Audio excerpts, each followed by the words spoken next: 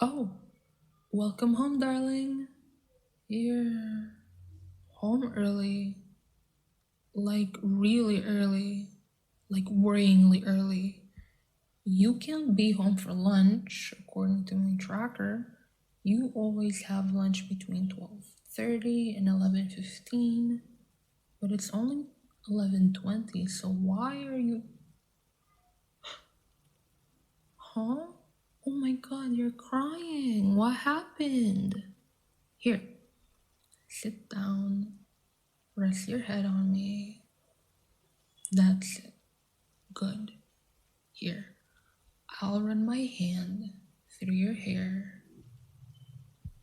I know you like it when I do that. There. Now, can you please tell me what happened? I hate seeing you upset. And if I can make you feel better in any way, I will. You know I will. You... you got fired? Why? You don't know?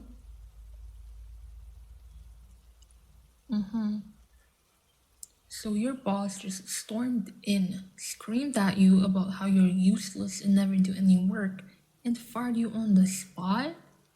That's horrible. I know for a fact you're the hardest worker they have. I even looked up the sales history of everyone else there, so I had something to compare you to prove that you're objectively, quantifiably great.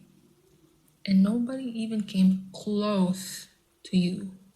You had double the amount of the person in second place. I can't think of a single reason that anyone would want to fire you, of all people.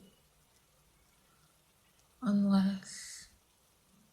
I really, truly hope not, but do you think there's a chance he fired you because of your disability?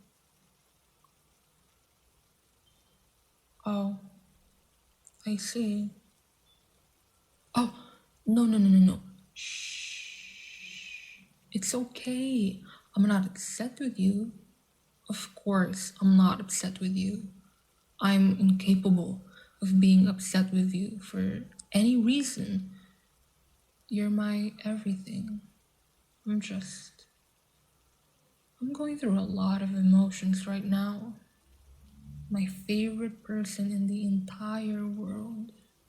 My reason for existing, the only person, the only thing I ever think about, was treated like shit by someone who doesn't deserve to breathe the same air as them. Plus, the firing itself seems a little suspect, don't you think? I mean, he comes in and fires you, their best worker, who happens to also have a disability, and blames it on you not doing enough work. There's no way that's a coincidence. Hey, hey, don't cry. You don't have to worry about our financial situation. I can get you back in that office tomorrow if you want. Under new management, of course. You won't ever have to worry about that horrible man again. You feel like you're not good enough to work there, whether he's there or not. Hey, please don't think that, okay? You're wonderful. It doesn't matter that you're disabled, because it just means that while everyone else puts in 100%, you put in 150, maybe 200. I mean, we've proven you were their best employee if we're looking at sales and customer satisfaction. Hell, you could run the store 1,000 times better than that asshole ever could. None of this is your fault. You're more than good enough. You're a step above. And I don't ever want you to forget that, okay? Okay, good. Well, since you're home, I think it's about time I made us both lunch. Hmm? How about your favorite? I always keep extra ingredients for its stock, so we never run out. I'll make us lunch, run some errands, then we can spend the whole rest of the day together doing whatever you want. How does that sound? No, no, let me make the food. I don't want you to have to lift a finger today. Once I'm home from talking to your boss, I'll be your servant for the rest of the day. I'll do whatever you say, be it your beck and call, tend to your every whim. I'm happy to. I'm more than happy to. Making you happy is always my one and only goal, beloved. And today, since you're feeling so down about what your boss said to you, I want to work extra hard to make sure you have the best day possible.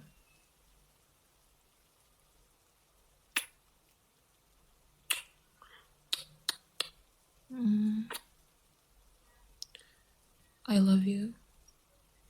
I love you more than I can express.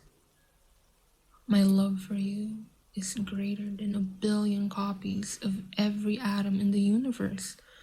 So keep your chin up.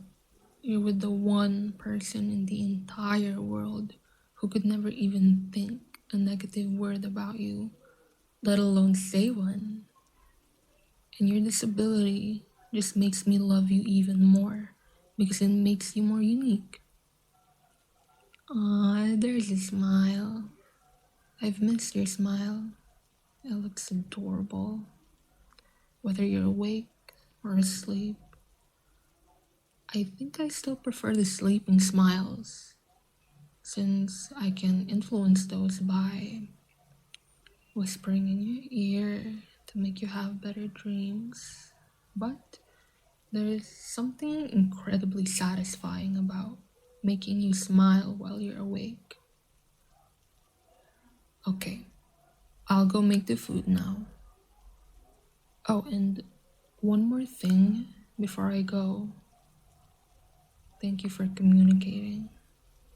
I know you really value healthy communication in a relationship, and it always makes me happy to know that you trust me enough to not hide anything from me, even despite the things I've done to people in the past. I truly don't deserve you.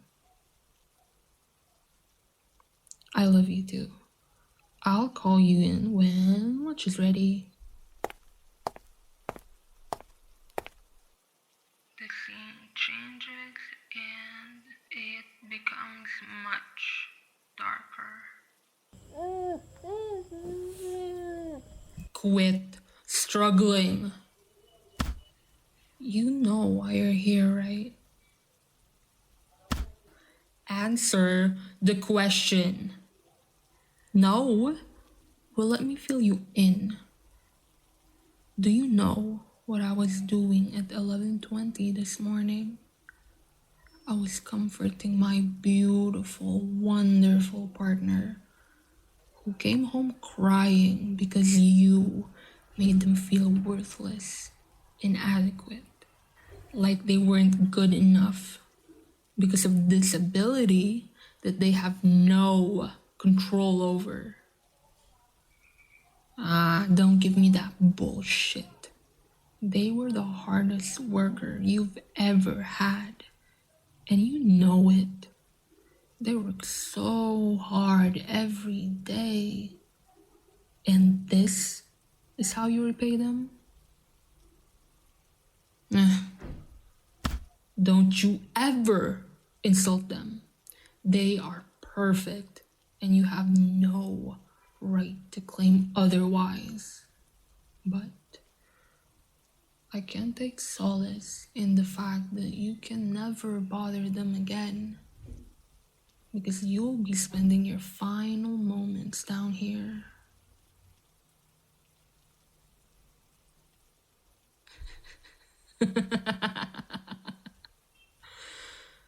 Don't bother screaming for help.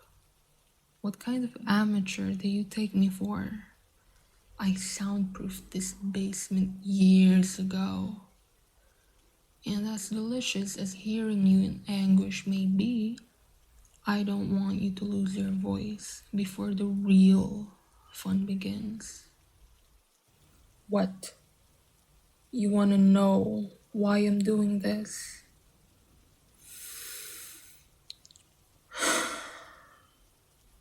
Let me tell you a story. During our first date, my partner was scared to meet me. They weren't just nervous. This was full-on fear. Fear that their disability would make me see them as lesser. Fear that I'd be ridiculed when people saw me on a date with them. Fear that I'd force them to do things they were uncomfortable doing. And then, well, you know how it goes from there. Love at first sight, infatuation, shrine, kidnapping, setting of boundaries, all that normal love stuff. But ever since that first day, the day when they confessed to me that their disability had been the subject of ridicule, of mockery, of bullying, of hatred, I knew I had to put a stop to it. I had to build up their self-esteem and never let anyone knock it back down. Yes, that is why you're down here. That is why you're tied up. And that's why you're not allowed to continue living. You made them feel like all of those mocking voices from their past were right. And I won't tolerate that. I promised them that I'd be better about kidnapping and killing the people that they don't like. But this, I can't let go. Huh? Oh, hey, sweetie. Okay, I'll be up in a second. Oh, yes, that is blood. But don't worry, it's not mine. Okay, see you soon. Don't think you're getting out of this just because I'm leaving the room. Before I go, I want to give you a choice. Option A, you write my sweetheart a genuine, heartfelt letter, apologizing for your cruel words and actions, and I make your death quick and painless. Option B, you continue your horrible, bigoted mindset, and I see how slowly the human body can be drained of blood. You choose option A. Wow, I can't believe it. You've actually made a smart choice for once. Start writing. And for every negative word you say about them, and every cry for help you write, I break a bone. Understand? Good. I expect at least 5,000 words.